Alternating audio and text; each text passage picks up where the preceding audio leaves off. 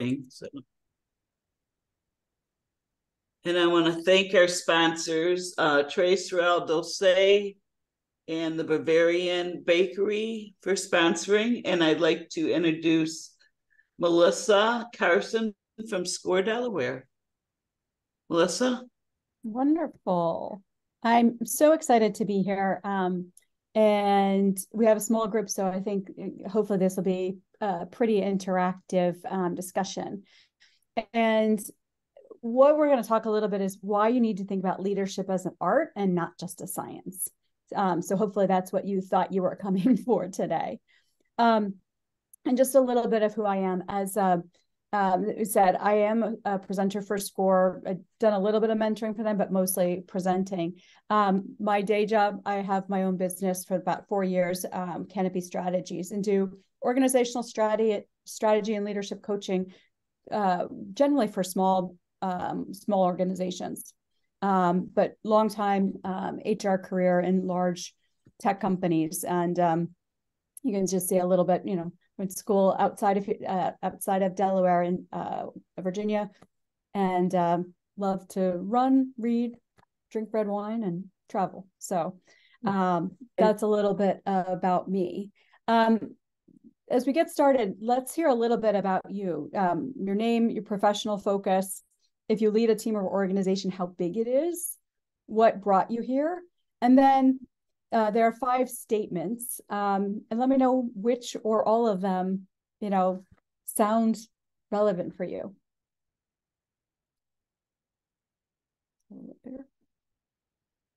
I can start. I'm Lauren Webb from Dedicated to Women. I'm Director of Operations.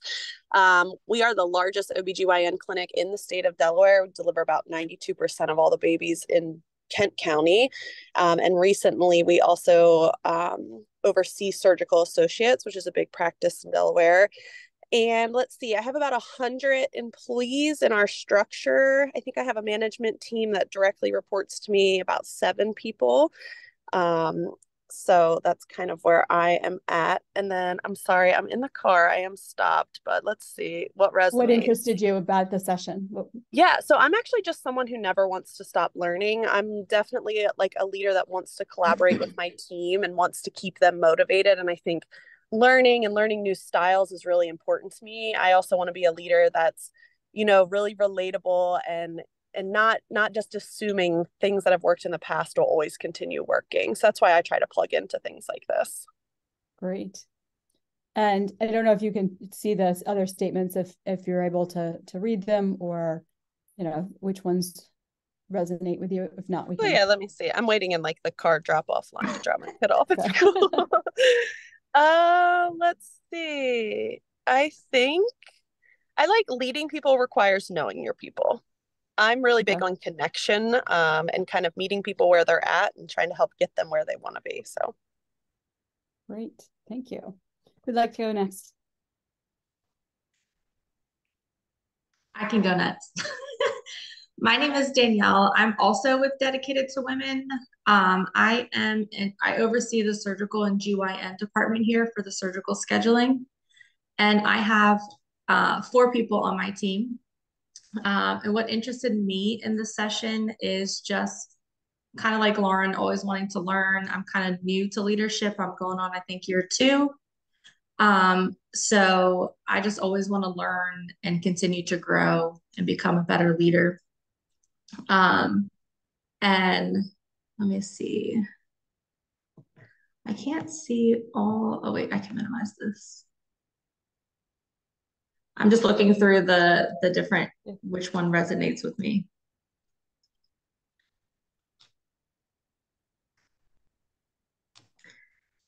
So I'm going to piggyback right off of Lauren, actually. I like the leading people requires knowing your people, because I think it is important to know your team.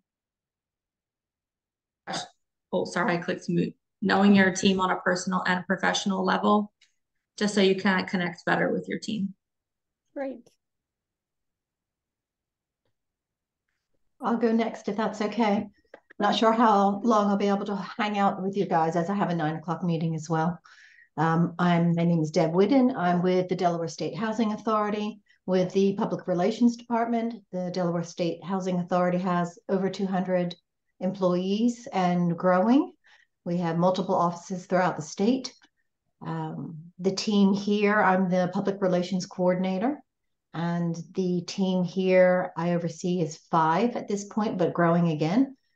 This is a 15-year gig with this agency and 15-year gig with the Dover Post previously. I do these coffee coachings, which I really appreciate. And I do the other leadership trainings, not because I'm not comfortable with doing that, but because I'm always looking for new avenues and new venues, new ways to connect with the other employees. And being the public relations coordinator requires communication and leadership with all of the employees, not just my team of 5. It's my responsibility, as in the title coordinator, to pull everybody together and get us all marching to the same beat. So I appreciate the chamber doing the coffee coaches. Sometimes you can hang out for the whole thing, sometimes just a bit, but at this point, any information you can gather and see how everybody else functions. And it's always good to see friendly faces. So I thank you for the opportunity. Great. You're welcome. I just want to mention, I do record these. So they are recorded and on our website. If you ever want to go back and watch the end of it, if you have to leave early. I've done that and I really appreciate that. I've also had a couple of the team members take a look at a couple of them as well. And it's good for them as well. I'll try to share the trainings when I can. Thank you. And Deborah, did any of the 5 statements stand out more than the other to you? Actually, the creativity for me at this point. Okay. Trying to get those new ideas, trying to get everybody else pumped up and excited about what's going on. Sometimes sometimes after doing it for a while, you get a little stale. And so I appreciate the influx of always trying to learn something, always trying to pull the information in, and then trying to pass that on to the other team members. Great. I think we've got 3 more. Arlene? Sure, I'll go next. My name's Arlene George. I am an ambassador with the chamber. So I like to, listen to all the coffee coachings, just like everybody else. I'm always trying to learn new things, just not for myself, but also for the new businesses that I help mentor. I'm a substitute teacher, but what I'm passionate about is teaching families how money works. Mm-hmm. I run a financial education firm, and all of the ideas resonate with me. But in my particular case, if I had to just pick one, I guess it's knowing your people. And by people, I would refer to my teammates as well as my clients. We all know there's all different kind of personalities. When I take on a new teammate, it's just, some people want to get off to a fast start. They don't care about details. They just want to get out in the field and start making money. They get lost in details. Other people, they want to know everything and anything before they even think of doing anything.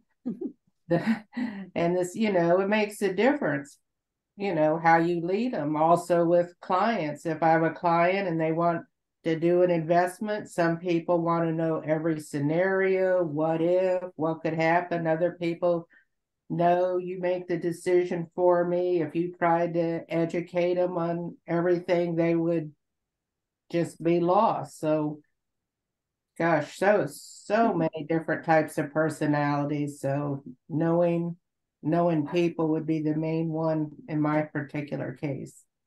Great. But Jen? Hi guys, I'm Jen Allen. I'm with First State Manufactured Housing Association. I have been leading our organization, have been there for 22 years this year. Have been leading our group since 2009.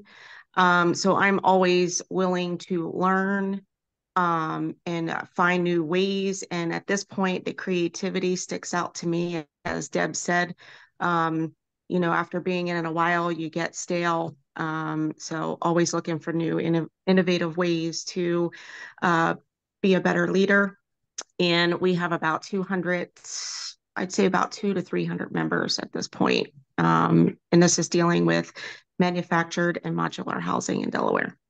Great. I think we may have one or two more people who haven't said good morning yet. If you want Good to morning. Hi, this is Denise Burke. I apologize. Now I can't get my avatar off. I work for the state of Delaware, Department of Labor, Vocational Rehabilitation. I manage our business relations team and am responsible for statewide coordination of business relations.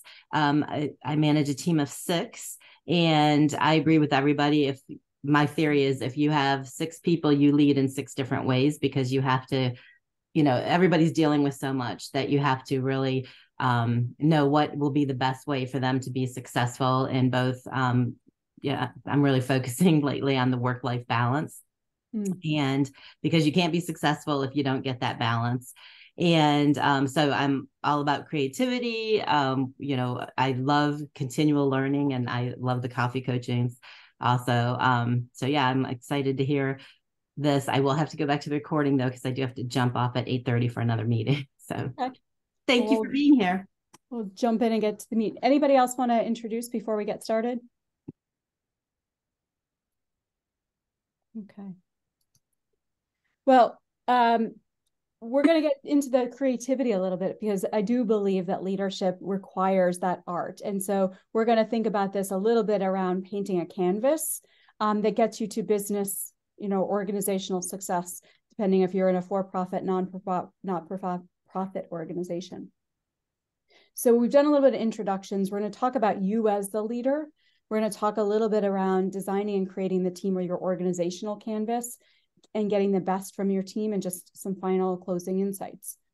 As I go through, feel free to raise your hand, ask a question, so that we make this interactive, since it's not a super large group. I believe that leading people can feel challenging, having from my experience and the people that I talk to. What are some of the biggest challenges that you face? You can either put something in the chat, or if you want to speak up and say, hey, this is what's hard. What I heard earlier, I think Denise, you were talking about, figuring out the work-life balance for 6 different profiles of people and their individual needs.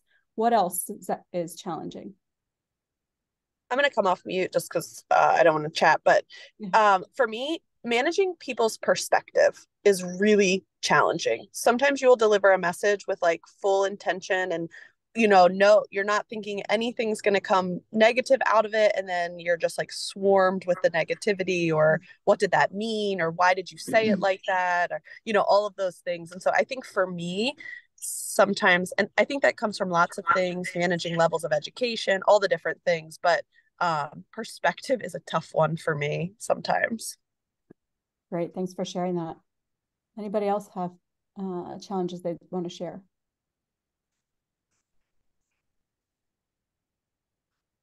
I think managing people's times. Everybody's so busy, it's hard carving out the time to either work with them, teach them, help them.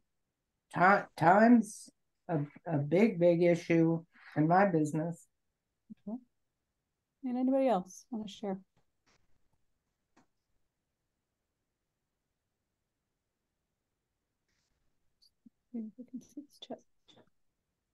Work-life balance, 100% for all the team, connecting the team with senior management. Great. Thanks, Deborah. Yeah, I mean, I think some of the other things that I hear, team members don't always do it my way.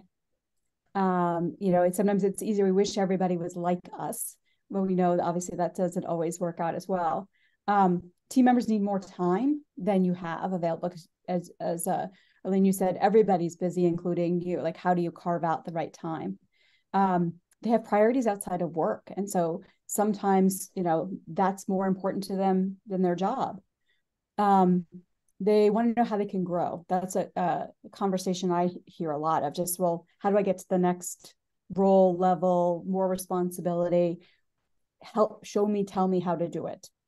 And then some leaders are like, I can barely focus on my stuff, let alone coaching other people. So that time management, that balance tends to be a challenge for a lot of people.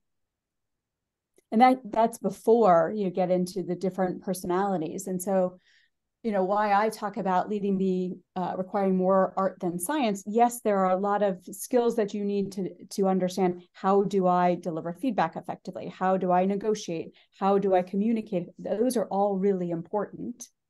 But at the end of the day, they're just tools that you can use, because every person is going to be different and every scenario is going to be different. And you're going to have to figure out how to handle that. So to attendance problems, yes, you could say the right answer is to follow our policy and it says X, Y, and Z.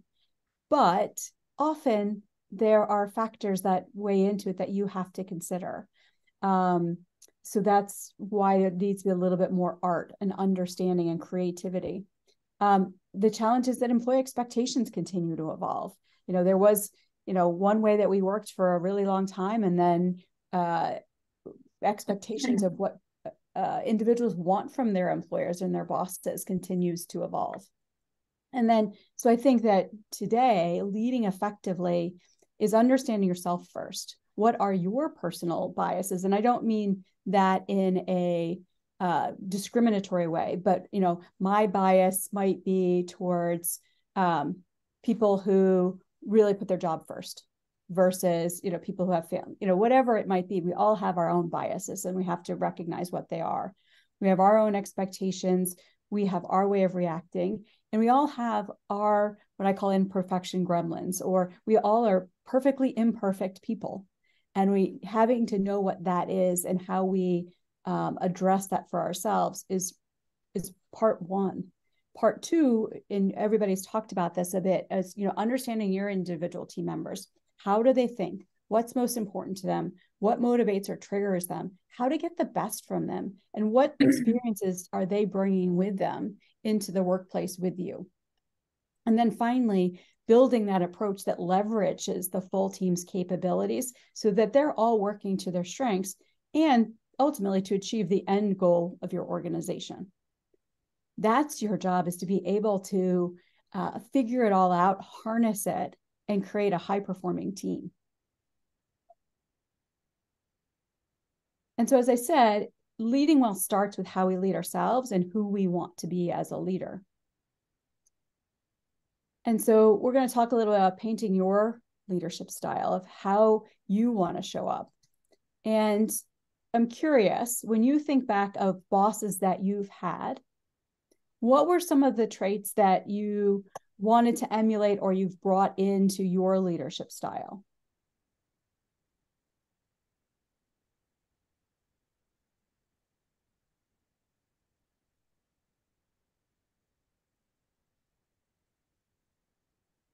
I know one of the bosses that I worked for, I loved that she was so open and somewhat vulnerable, of not necessarily showing up as put together sometimes as you think in sometimes a consulting type organization. I liked that she was more herself than fitting the mold.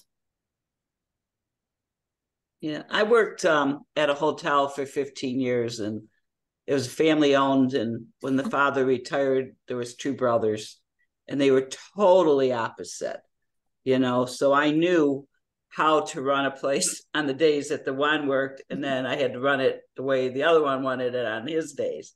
So my team kind of got to know how these two, because I kind of explained, well, he likes it this way, he likes it this way, But there is a lot of difference in bosses, Yeah.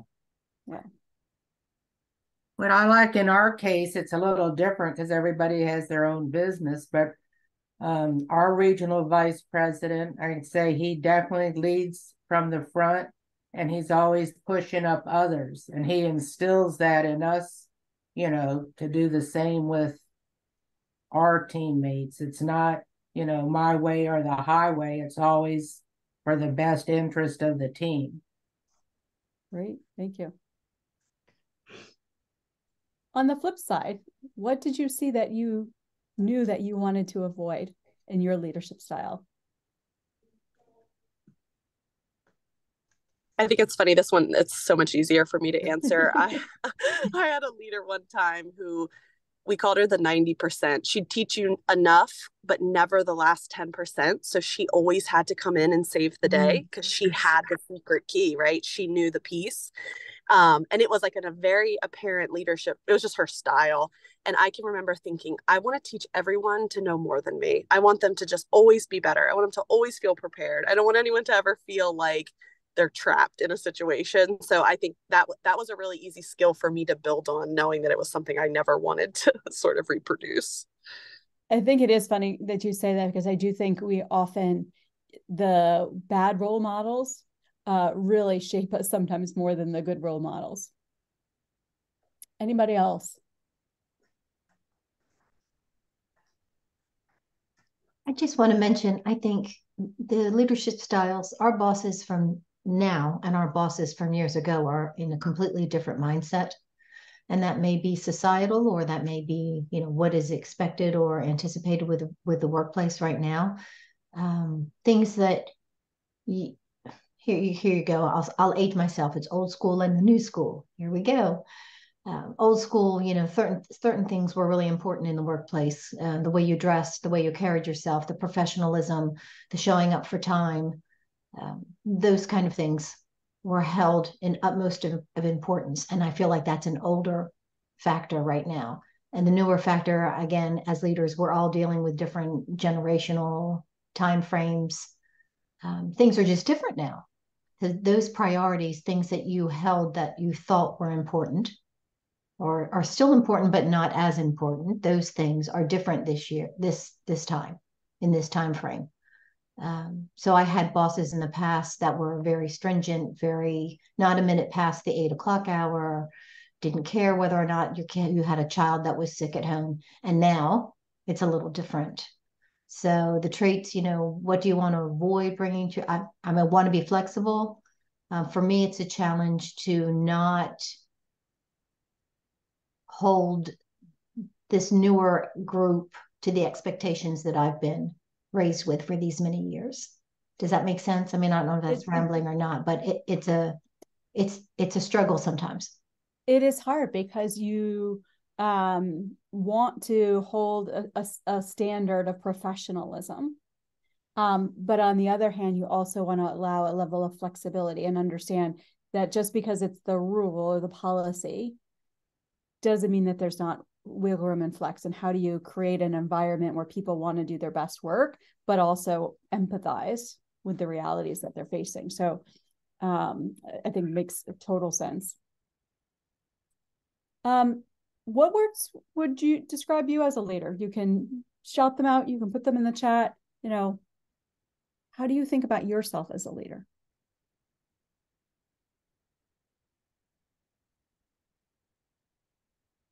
I think clearly I have no problem talking about myself.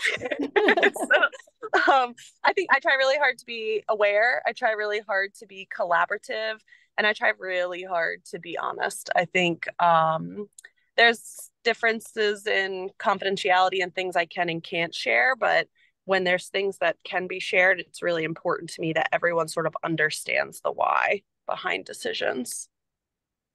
Great, thank you.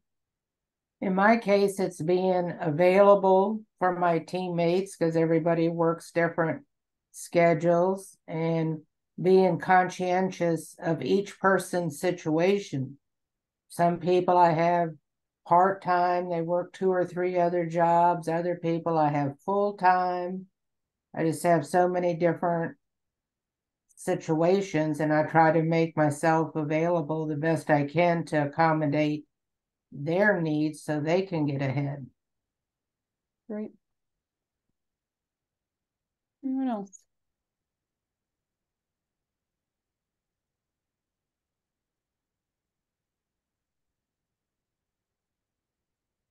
I'm curious, do you ever feel like you get in your own way? No. Not just you, Earlene, sorry. Just the group as a whole. Like, I was calling you out, sorry. It's okay. I'm sorry, I didn't hear what you said. Could you repeat that?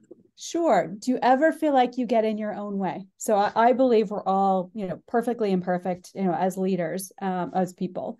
And sometimes we have those challenges, like the example of, coming in and swooping in to be the hero, or we are the perfectionist, or we like to control things. Do any of those show up for you? I mean, I'll be honest, I do. I know I have some control things. I think Danielle might laugh when I talk about some of those things.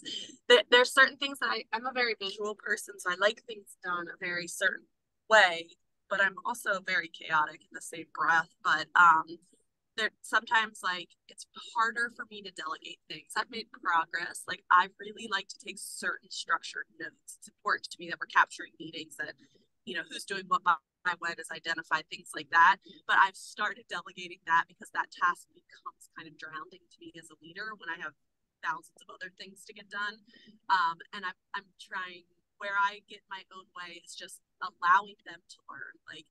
Like we said earlier, they can't always be like me. So how can I just give them the skills and let them sort of put their own spin on it, as long as it's meeting what needs to be done. Yeah. Thank you. Anybody else have an example?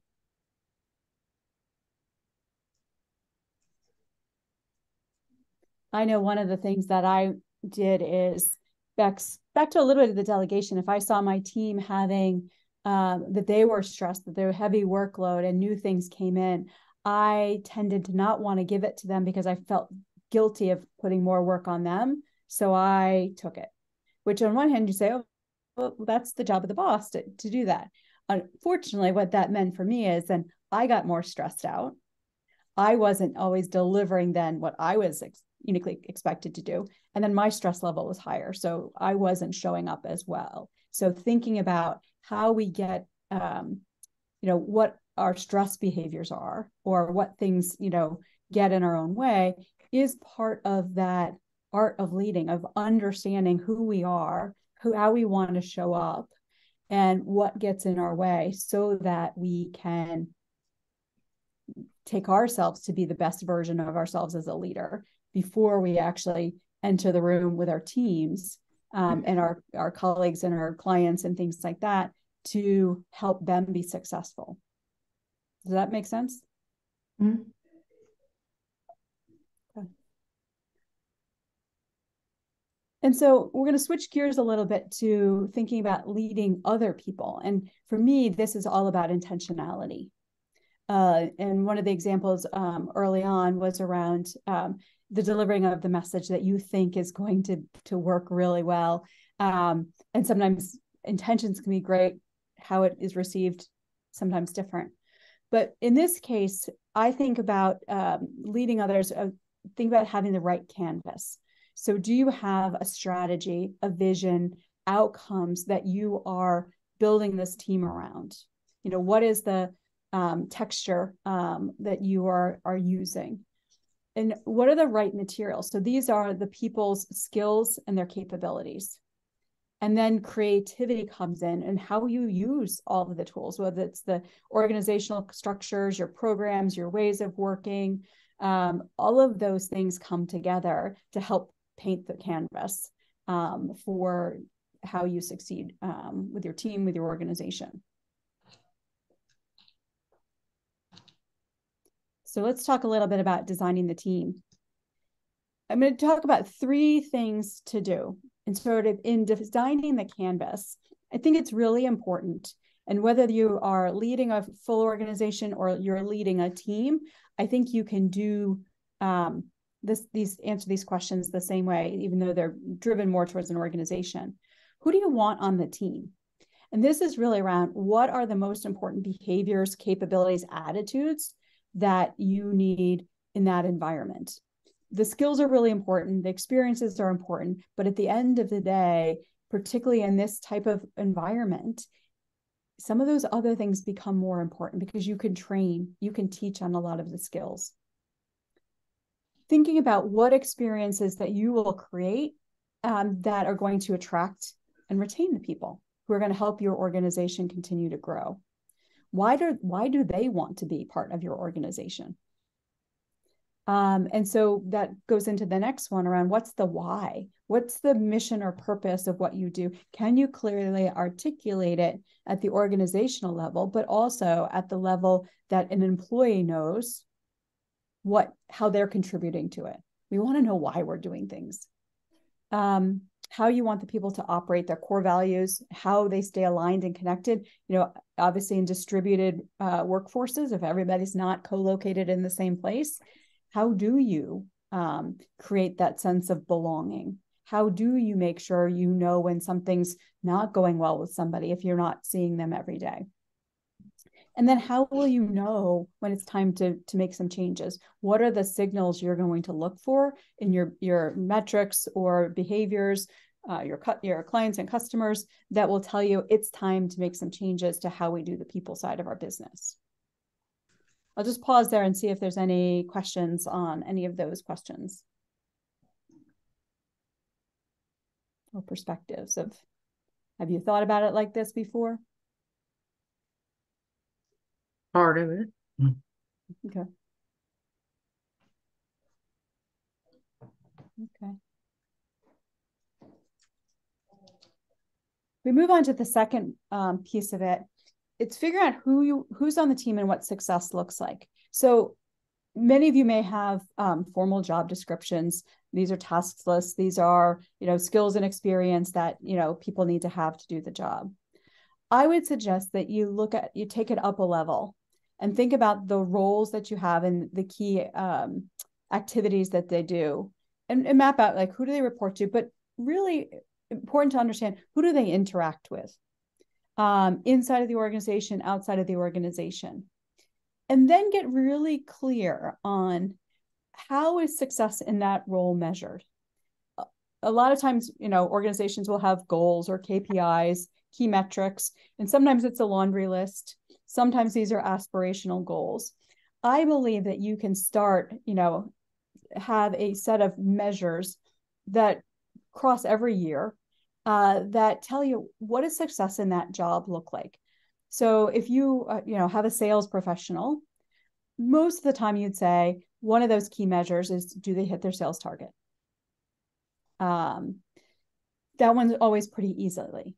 But these are things to say, at the end of the day, these are the three most important things, two most important things, the one most important thing that if this person does this job well, this is how I measure success. And this also helps you if, you end up with a situation where you have an individual who's not performing up to speed, or they're not doing part of the job well, you can clearly look at it and say, okay, is the piece that they're not doing well really one of these fundamental measures? Or is it something small that I should look at? Is it something that I could have somebody else do? Is it something that I modify in order to accommodate because they do these key measures really, really well, but it's just this one thing? Or if the thing that they don't do well is one of these key measures, that is your trigger to say, okay, they definitely need to, have some sort of performance improvement focus. So I'll just pause and see what you think about something like this. How clear is it when you think about the roles on your team of how you measure success in the work that they do?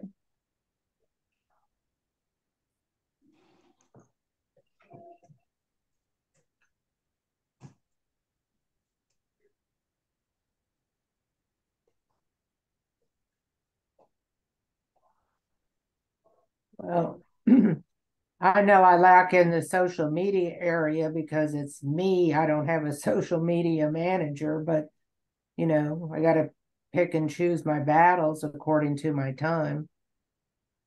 No, and that's great. And I think if you think about the roles that you do have on your team, how easy or hard would it be to say the top 1 to 3 things that this person needs to do to be successful are? Like, is that an easy assignment, or something that you say, oh, you know what, I might think this, and the person might think their key measures are different? No, that'd be pretty easy. Okay. Okay. Well, it's something to think about as you think about your team of, what does success in that role look like? And this gets really helpful also if you are in the process of hiring somebody, to be able to really think about, okay, at the end of the day, when I think about everything these candidates are bringing to the table, what's going to be most important when I think about how I'm going to measure success in this role? Do they have experience doing this? Do they have the right skills or behaviors and attitudes to help me, to be successful in this space? So it works both for getting crisp as you hire somebody, but also as you have people on the team. And then finally, designing how things get done. And so depending on how big your organization is, you may or may not have the need for all of these people processes. But in many of them, it's really important to think about, how do I want to operate? What do I think about values or culture? What do I think about hierarchy? What's my strategy around bringing in people? This is part of your canvas to say, how do we get work done? How do I help grow my team members? What kind of data do I use to measure? So we look at, what's the blank canvas that we operate on? What are the people and the skills and the capabilities that we have? How we're going to get things done. And then it's about getting the best from your team. Because at the end of the day, you can manage by job description. Or you can look at, here's all the people that I have on my team. Here's the sets of experiences that they have, whether from working directly with you or their past lives. They're probably bringing skills and experiences that you may or may not be leveraging right now. And you have that opportunity to say, how do I make my team operate, my organization operate as effectively, and make sure I'm playing to the strengths of each individual? Because at the end of the day, you want them to stay there. If they're a good performer, you would rather attract them in and keep them as long as it's good for both you and the individual. And for it to be good for that individual, you need to be focused on, how am I getting the best from them? How am I keeping them challenged? How am I hitting their priorities? And how am I demonstrating that I value what they contribute, whether that's through pay, benefits, opportunities, et cetera. And so I think that, as we talked about earlier, leading people is kind of a messy job, because we're taking our team members who aren't perfect, us as leaders who aren't perfect, and the mess comes because we're all bringing these different backgrounds and experience, different things that motivate us, different ways of thinking, different ways of reacting. And so we have to rethink what it takes to lead effectively, to the point that I think it was Deborah had made earlier. The way that people led when I first joined the workforce and what is required now is different, because those expectations have changed. And the expectation is that we are going to tailor approaches, because we know that when we meet people where they're at and when we help them be successful, they are more likely to want to stay and give their discretionary effort. And so when you think about how you're getting the best from your team and how you're showing up as a leader, I think about 5 things that, are some core anchors. You need to set the direction. At the end of the day, that's part of your role, is to help people know where they're going. To the point that was made earlier, you don't need to be the hero of the story. I think one of you had mentioned that you want to hire people and give them all the information. In some cases, you want to hire people that are smarter than you and know how to do the things, because you get to do the things that you do best, and you want them to do the things that they do best, and not have to do their jobs for them. And so you want them to be self-sufficient, you to be there as that guide, that coach. And so that's the next one, is around, you add value as a coach. I, talk a lot about thinking less of yourself as a supervisor and more as like a coach, like a sports coach. So if you were ever on a team, that coach um, has to show up in different ways. Sometimes they're going to be really tough on you because they see the potential. Sometimes they're going to pat you on the back and give you the encouragement when things are hard. They're going to reflect on what worked, what didn't work. And so thinking about yourself as a coach. And so that's part of this art of how am I going to show up as a coach for Susie versus Bob versus Mary? They're all different and they need me to show up differently for the situation that they're in.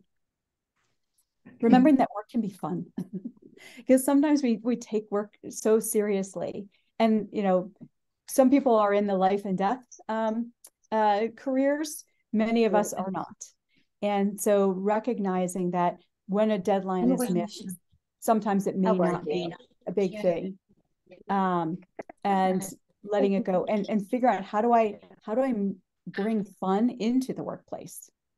What does my team enjoy? How do we do things together?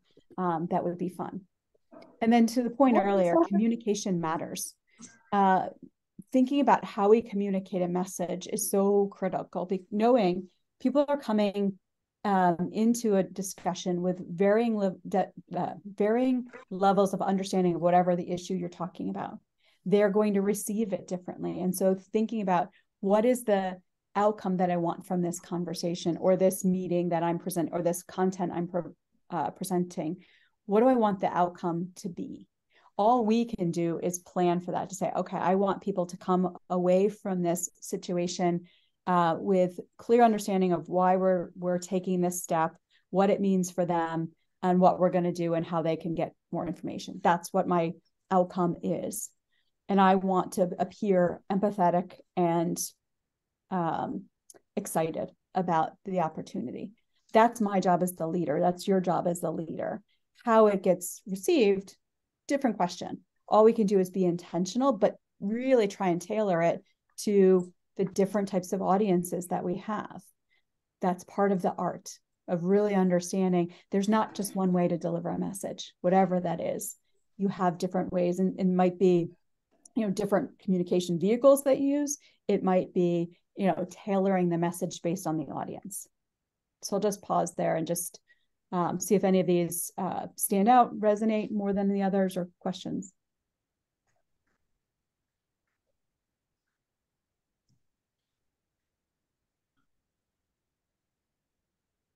I think this stuff's all really important. I think for me, sometimes remembering that work can be fun. We do work in the healthcare space, so it can be stressful, it can be fast paced, it can be all the things. And at the end of every interaction we're doing is someone's life, and for us, also child's life. And so there is a level of seriousness, but where I see my teams that really flourish are the ones that have figured out how to still have fun with each other.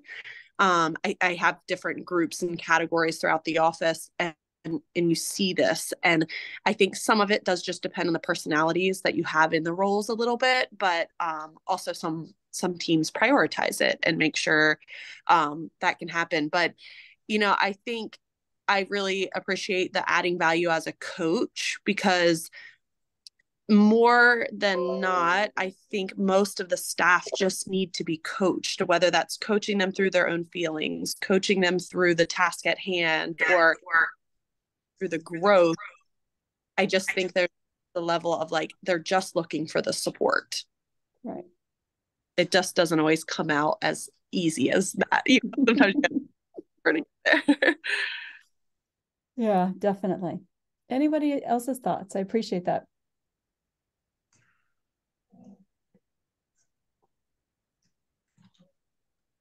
I'm going to jump in here. I've switched from work to the phone now on the way to the next meeting, so I apologize. No problem. So I'm on the road. I think the communication matters.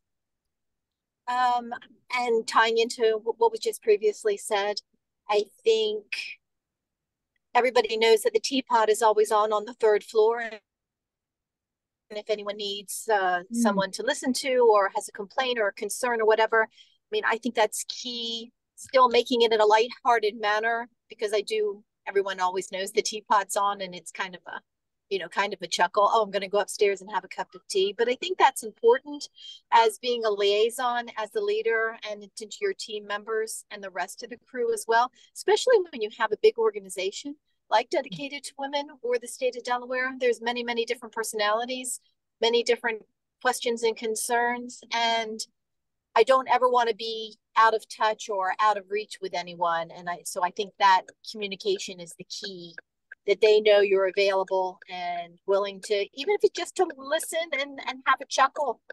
I think that's paramount to making everyone comfortable and still maintaining that productivity, because we're all paddling in the same direction. You just hope there's no one drilling a hole in the back. Maybe that cup of tea can plug that hole up in the back of the boat. Yeah, I love the fact that the teapot's always on. I think that's just so inviting of an opportunity for people to step into, or to just to use that almost as a code word. Like I need to get away. Like I'm going for tea. To say I need something, and for maybe somebody to follow or be there. Any other thoughts?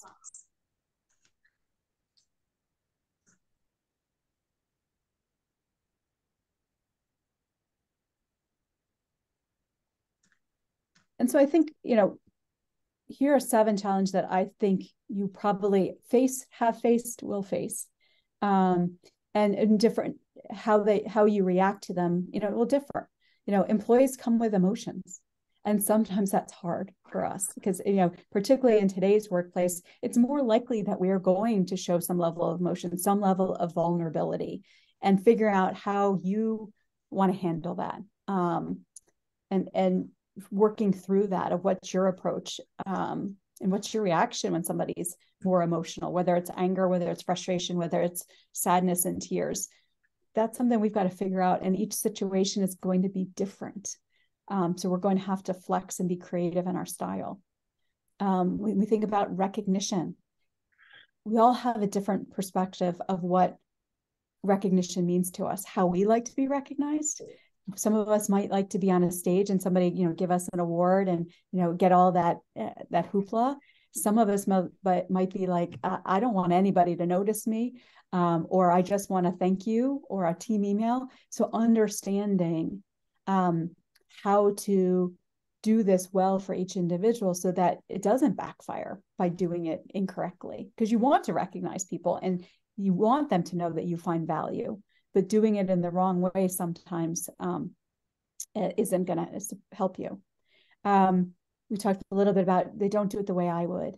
And part of our job as a coach is to help people, show people the outcome that we expect, and then help them, let them figure it out and do it in a way. And we might learn a different way of doing something than we normally would. And so allowing that and realizing that because they're different, they're not going to do it that way. And as long as they get to the outcome, and it's legal and, nobody gets hurt in the process, that's okay. Figuring out the time piece of needing your time. How are you as the leader making enough space in your calendar that you can support your team?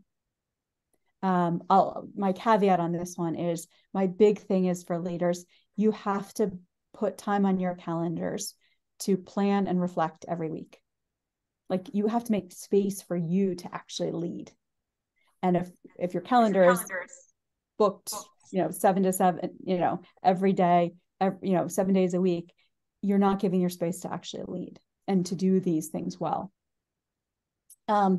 Just the last couple, work isn't always their priority. We've seen this a lot over the past couple of years, that people have realized, I want to do really great work and I want to put priorities on the things in my personal life that I care about, whether that's family, whether it's hobbies, whether it's an outside opportunity, but balancing how you deal with that. They want their work to matter. Going back to, are you sharing the purpose? Why are they doing what their role in it make a difference? And recognizing that a lot of people don't want to do the same job forever. So how do you create opportunity for growth either within a job, like how can they could grow different type of clientele that they work with, or adding on, but recognizing that if you aren't able to provide growth and that is important to an individual, they ultimately will leave because they're looking for something. So how do you create that feeling of opportunity in an organization that may or may not be big enough for that? And then how do you support them if you don't have that? So I'll just pause and see if any of these resonate more than others. I just really appreciate the statement of you have to plan to have time to reflect and plan to lead. And that's something I think we all fall short on. Friday comes before you know it, and you've not set yourself up with intention for the following week. So I think really taking the time to have focused time on your calendar. And something that I struggle with personally is counting a transition from a task doer to a leader is being able to give yourself credit and success for the work done when it didn't always produce something. Mm-hmm. And that's what I want my leaders to feel, because that was the hardest transition for me when I transitioned from, I actually was like a software analyst into leadership.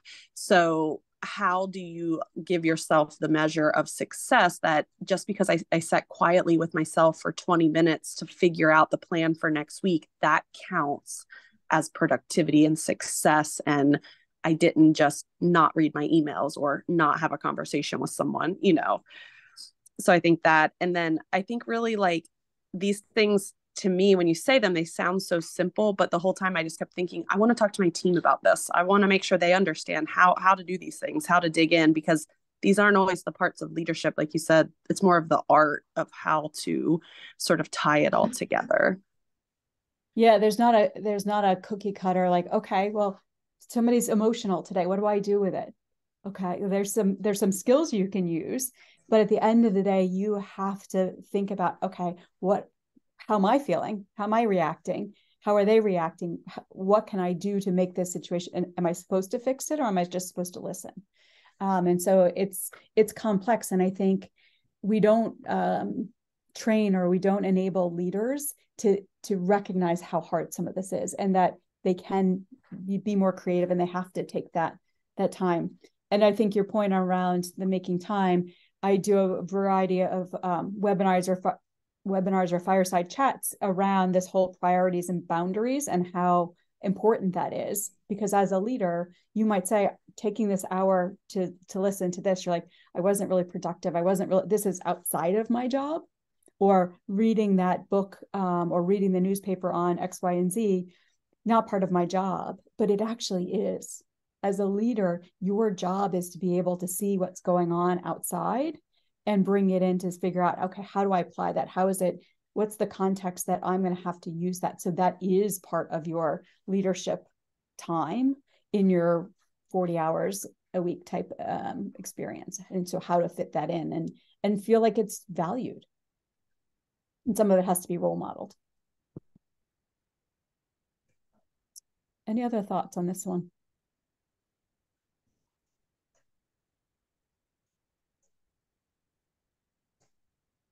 Okay. And so I think I talk about, try to make it simple, use an acronym. It starts with being intentional. How do you want to lead? Being clear on what great looks like, what impact do you want your team to be able to make? What is that canvas that you're painting on? Then creating that plan. How am I going to use the different skills and capabilities on my teams? How am I going to organize the team to get the best impact?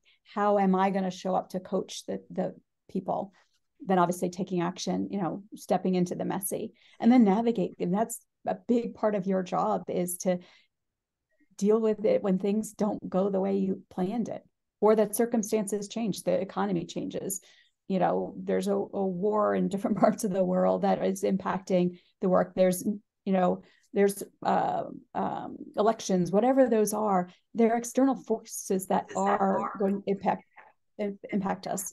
So it starts with being really intentional, and then getting really creative around, how do I accomplish what I'm trying to accomplish for my team? So leading requires creativity and intentionality, because there's not that magic formula. that's going to work in every scenario. Your people are going to continue to evolve in what they expect. And you're going to have to balance the understanding your team, and how you put together an approach that meets everybody where they are and achieves what your organization needs to from a success factor. So with that, I ask just, what art do you need to add to your leadership style? Any closing perspectives or thoughts?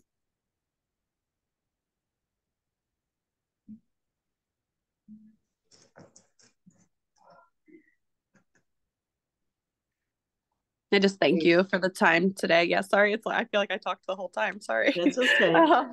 No, I think this was great. Sometimes I think it's just taking the time to stop and say, okay, what can I polish up about my leadership? What can I add this week? What one skill did I just learn that maybe I can apply and teach someone else about? So I think for me, some of it is just that time management, learning to take the time to make a plan for my people. I guess I feel like I do a really good job of planning operationally and what's next and what's coming, but sometimes it's the quiet time to, what do my people need? What's the pulse? What's everybody feeling? And how can I kind of lean in?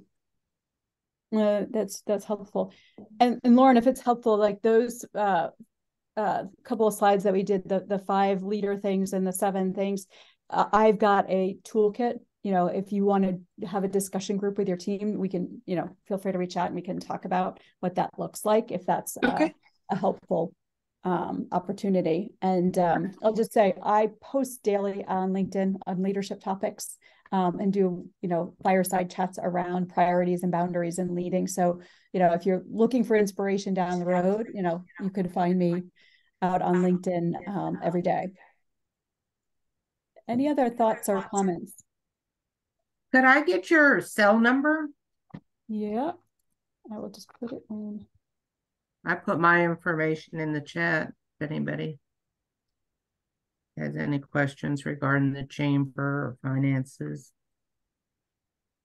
This was very interesting. It was. Thank you. Appreciate the time. Yes. Thank you. And do reach out, because this is a topic that I am passionate about. And I'm even more passionate about women leaders being successful.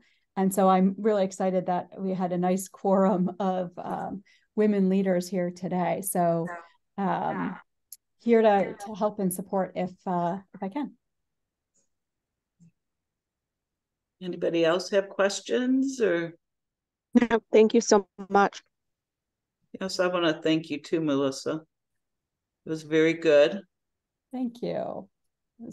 Love getting in front of people and having that opportunity to hear from all of you on what is hard, what is easy, what are the things that are challenging. And like we spoke at the beginning, the whole new generation, it's just so much different. When you're older, the way we were taught to work, the mindset of how we have to change. Yeah. Thank you. Thank you. Well, everybody have a lovely day and rest of the week. And look for some fun in your work today. Thank you. Thank you, everybody, for coming to Coffee Coaching. And again, we'll have another one on leadership next month. So if you'd like to join, I'll send an invite again, but they're always on our calendar. Wonderful. Thank you. Thank you all. Thank you. Bye-bye.